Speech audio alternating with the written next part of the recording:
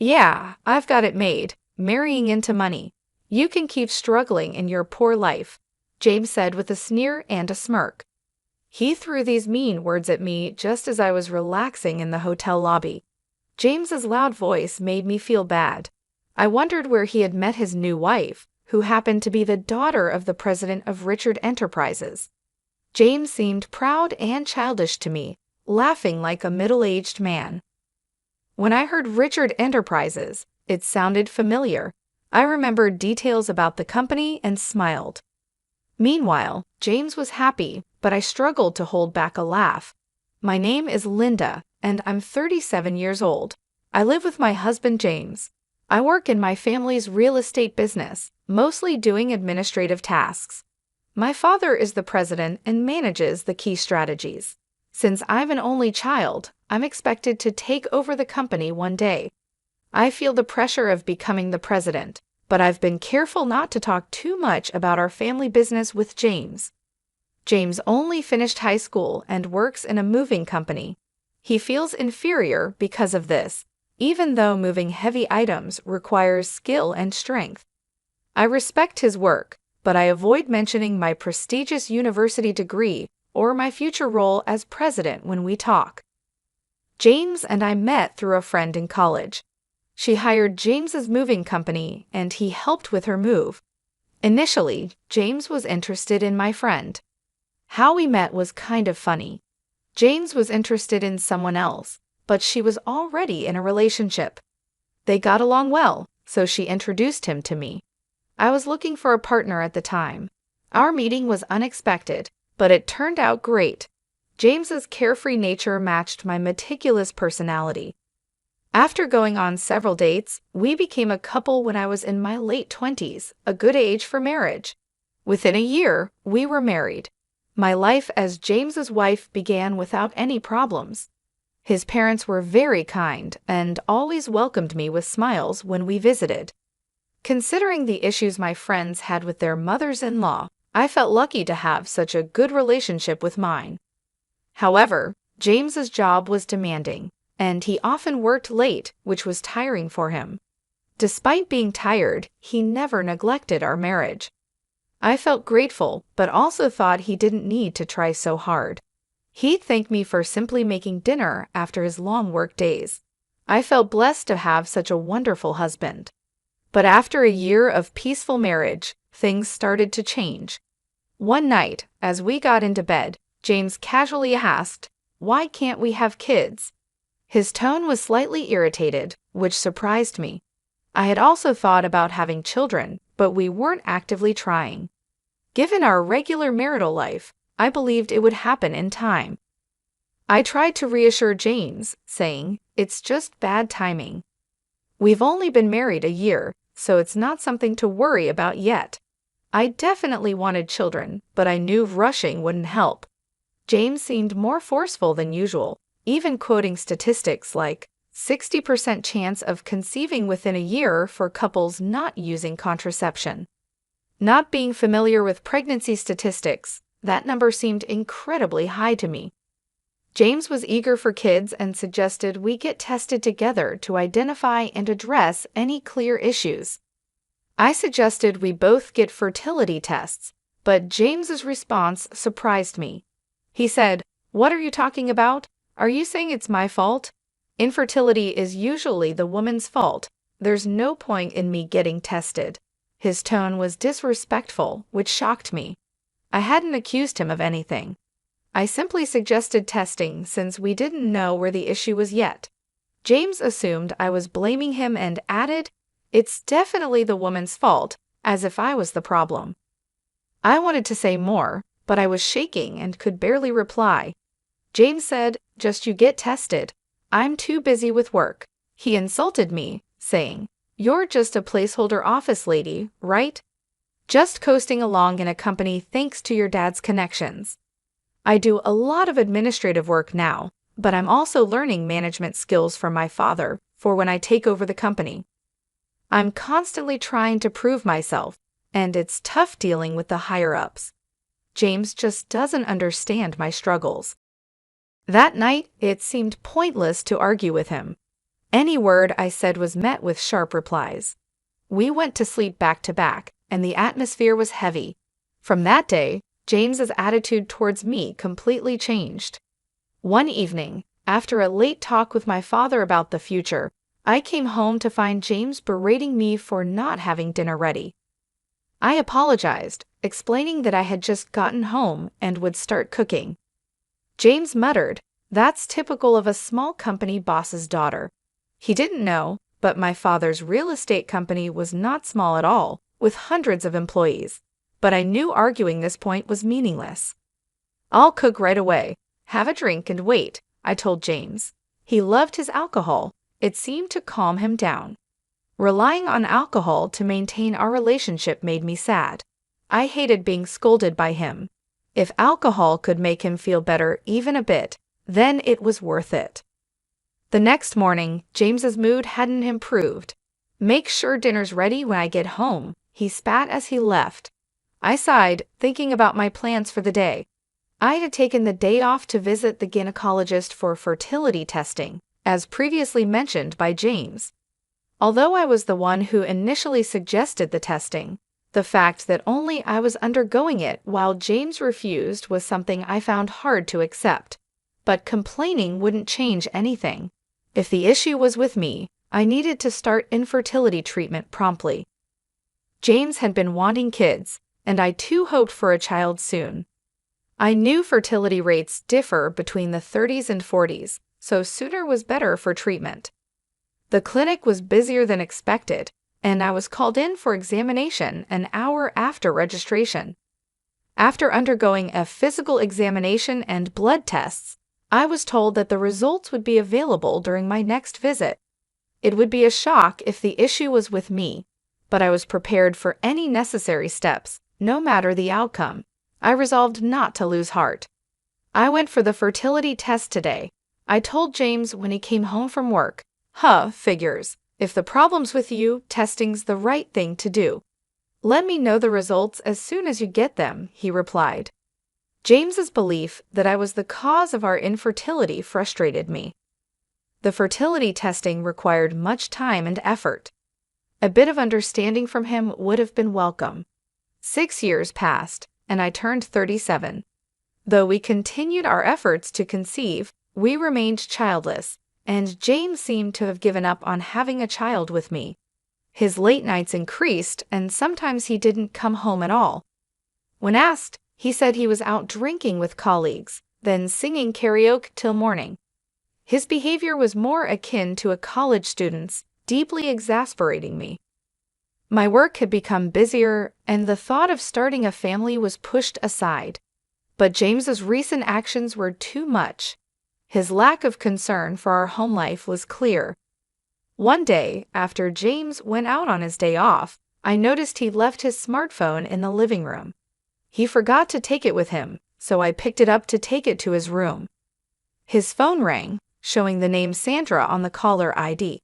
Assuming it was a work contact, I answered to inform them that James had forgotten his phone at home.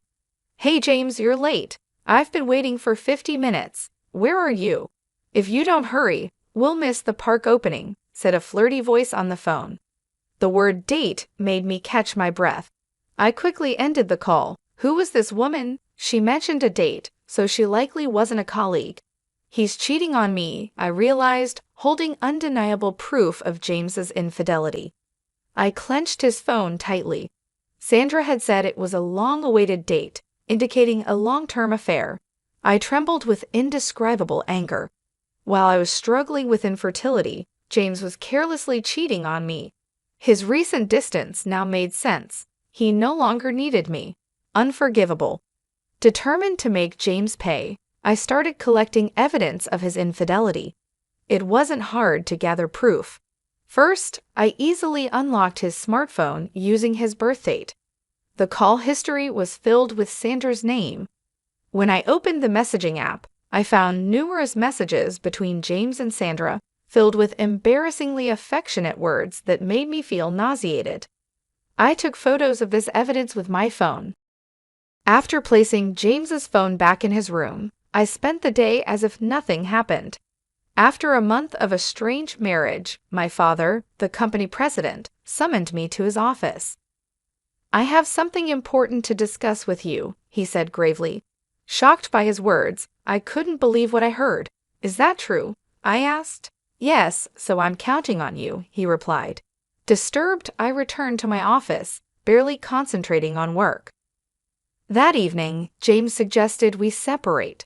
Having found evidence of his affair, I had been contemplating when to bring up divorce, but him initiating it saved me the hassle. "Yes, let's divorce," I said. James seemed surprised. Perhaps he was happy about being able to be with his mistress, a woman named Sandra. His face was filled with an unmistakable joy that I found irritating. Despite my irritation with James's expression, I signed the divorce papers he offered. "I can file these tomorrow." "I'll be leaving this house," he said. "Okay, are you sure about the mortgage?" I asked casually. "Oh yes, I'm fine," James replied.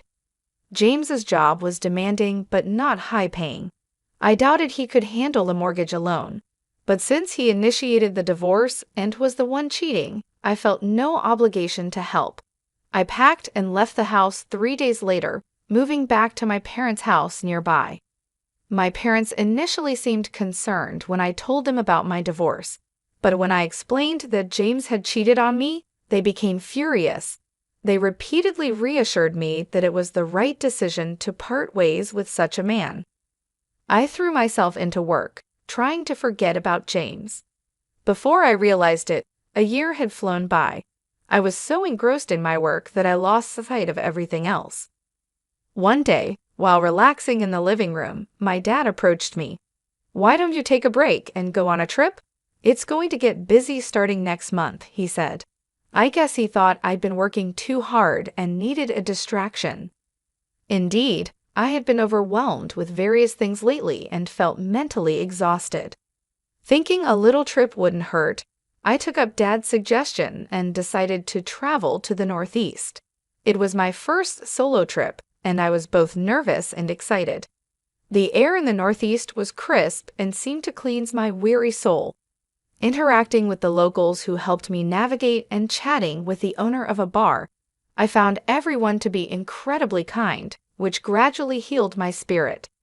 I had booked a hotel in Portland, the most famous and largest around here, thinking, why not enjoy the trip to the fullest? After checking in, I relaxed in the lobby with a welcome drink. The fatigue from the journey seemed to melt away. Feeling utterly comfortable, I jokingly considered moving to Portland. A familiar voice called out, "Hey, what are you doing here?" I turned around, startled by the unmistakable voice of my ex-husband, James, who was entering the lobby with 2 large suitcases and a young woman. She appeared to be in her early 20s, with flawless skin, bold makeup, and striking red nails. Despite the chilly northeast weather, she was wearing a short skirt with bare legs. Startled, I stared at James and the woman. "Why are you here, and who is she?" I blurted out, even though I didn't really want to know. "Oh, let me introduce you. This is Sandra, my new wife. We're on our honeymoon. Guess what? She's a wealthy businessman's daughter," James said, his tone full of happiness.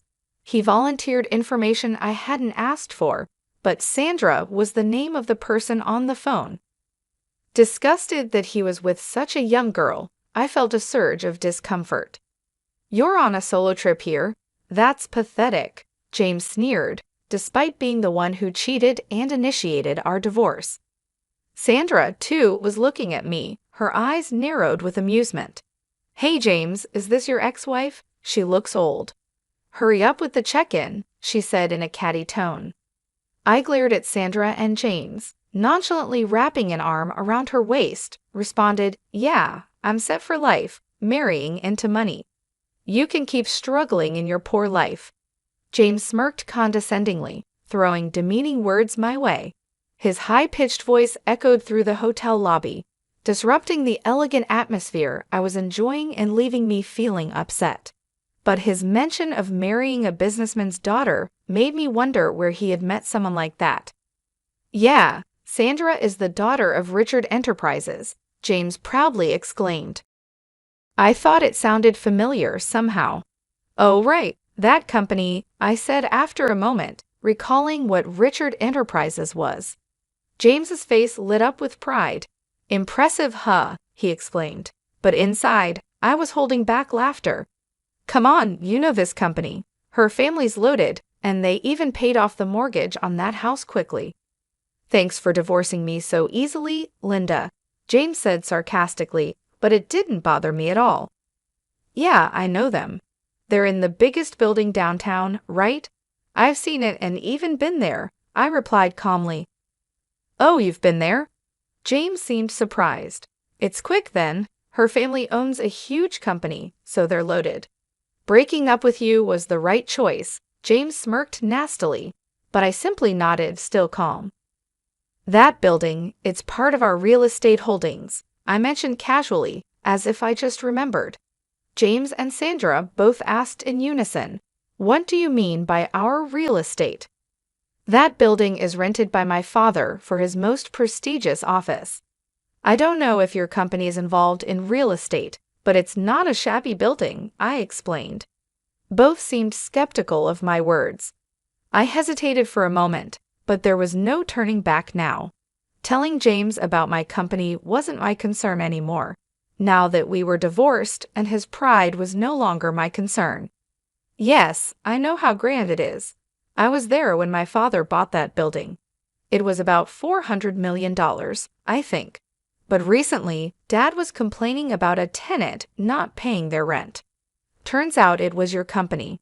In fact, my father is a real estate magnate with assets worth $5.3 billion. The building Richard Enterprises is in is one of them. The tenants of the building change regularly, but currently it's Richard Enterprises. For the past few months, they hadn't paid their rent, and that's what was troubling my father, I explained. Sandra looked shocked, but then she burst out laughing. That can't be true. Our company's doing great. We can surely pay the rent. I'm not falling for such a lame lie to drive a wedge between James and me, she said in a shrill voice. I let out a deep sigh. It seemed like a reasonable conversation with this woman was impossible. Pulling out my smartphone, I decided to call my dad. Dad, I'm here with the daughter of Richard Enterprises. Can you send me a photo of the reminder notice for the rent? I quickly relayed my request, and Dad sent a photo of the rent reminder notice for Richard Enterprises. Showing it to James and Sandra, I doubted they could suspect it was a fake, given the speed. See, you can tell, right? 4 months of unpaid rent. If you don't pay soon, we might have to sue. What are you going to do? At the mention of a lawsuit, James and Sandra's faces turned pale. Come to think of it, Dad has been really on edge lately, yelling about sales and firing a lot of employees, Sandra mumbled, sounding unsure.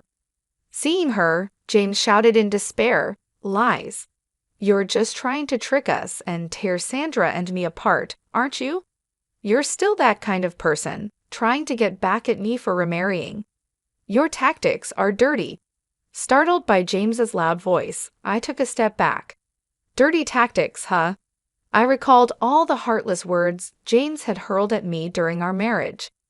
Then I readied myself, determined to confront James, who was now gloating about marrying Sandra, a wealthy businessman's daughter. I readied myself to tell him the truth. What are you even saying? Do you really think I still have feelings for you? How foolish. I've long been fed up with a man like you. In fact, I've been feeling sorry for Sandra, who got caught up with you. Did you marry her just for her money? You married me for shallow reasons too, like wanting to get married quickly or wanting kids. And who was it that left me when he found out we couldn't have kids? Who insulted me, calling me useless for being infertile? You're to blame for all of it, yet you think I still like you? You must be out of your mind, I said, feeling a wave of relief as I unleashed my pent-up frustrations on James. James, on the other hand, seemed infuriated, trembling with anger. You're just an arrogant old hag. You probably can't even get married or have kids anymore. Sandra and I were planning to have fun making a baby after this trip, and now you're accusing Richard Enterprises of not paying rent. Panicked upon realizing the poor performance of Richard Enterprises, James was desperate to blame all his misfortunes on me. I decided to deliver the final blow to James, saying, "Oh, I didn't mention it, but I'm 6 months pregnant. I'm in the stable phase of my pregnancy, so Dad suggested I take this trip to relax. Of course, I have my doctor's permission." That's right. After divorcing James, I found a new love. He was my boss at work, a subordinate of my father. He supported me mentally when I was struggling and encouraged me. He also supported me fully at work and was in favor of me becoming the next CEO. I found out I was pregnant with his child just 4 months ago. Knowing about the baby, I immediately married him. It was a quick marriage, but the company celebrated it grandly. My pregnancy was going smoothly, and encouraged by my father and husband, I embarked on this trip. Just before breaking up with James, my father had told me he was retiring as CEO next month. He decided to retire after being diagnosed with diabetes and thinking it was time to step down. Therefore, I would inherit my father's assets. This made it easier for me to accept the divorce from James. Even without James, I knew I could live a full life. The word pregnant slipped effortlessly from my lips, leaving James shouting, "What? You're pregnant? So were you using birth control when we were married?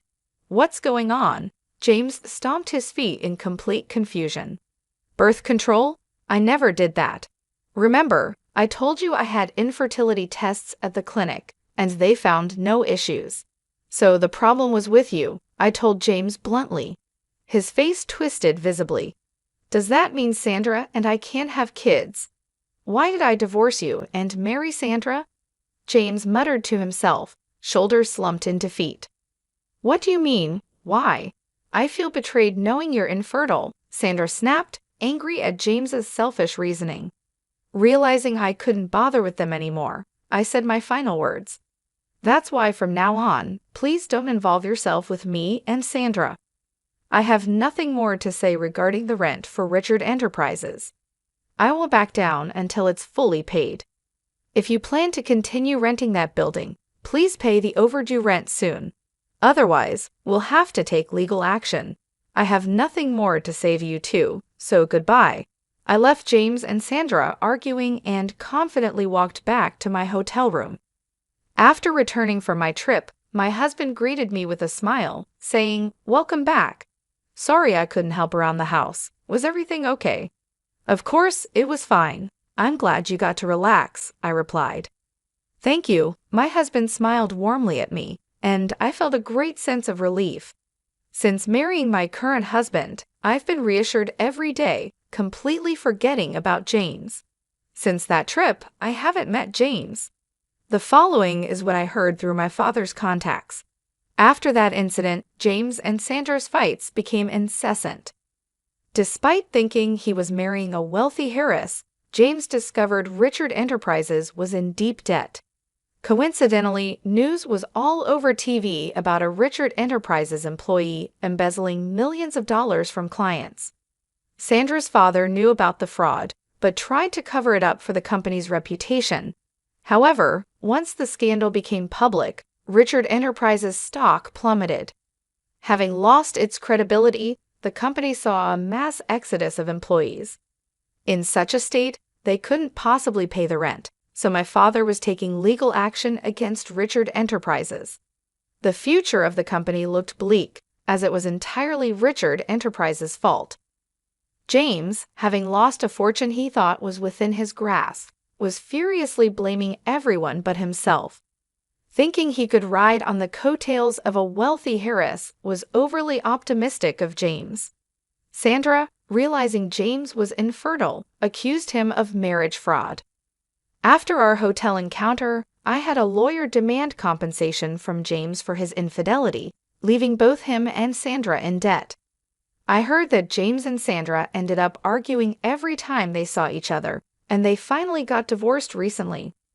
Then, unbelievably, James called me after divorcing Sandra. "Linda, please marry me again. I have debts other than the alimony. Sandra made me buy everything she wanted and then left without paying a dime. You're the only one I can rely on. I'll do anything for you. Please forgive me." James's pleas sounded like a beggar, so pitiful that they almost made me sick. His unchanged attitude of marrying for money was just appalling. "No, I have no desire to be involved with you ever again. I'm going to be happy with my husband and our child, so please don't contact me again. Goodbye," I said calmly, and then immediately had his phone number blocked. That should stop any more absurd calls from James. Having lost his wife and money, James will likely live a lonely life now. Given his infertility, remarriage might be difficult for him. Moreover, it's hard to imagine someone falling for a person like James, who mocks others so readily. All I could think was that he should at least try to repay his debts. I thought about it as if it were someone else's problem. As for me, I'm looking forward to my life with my husband and our soon-to-arrive baby. Both my work and personal life are more fulfilling than ever, and I'm savoring this unparalleled happiness.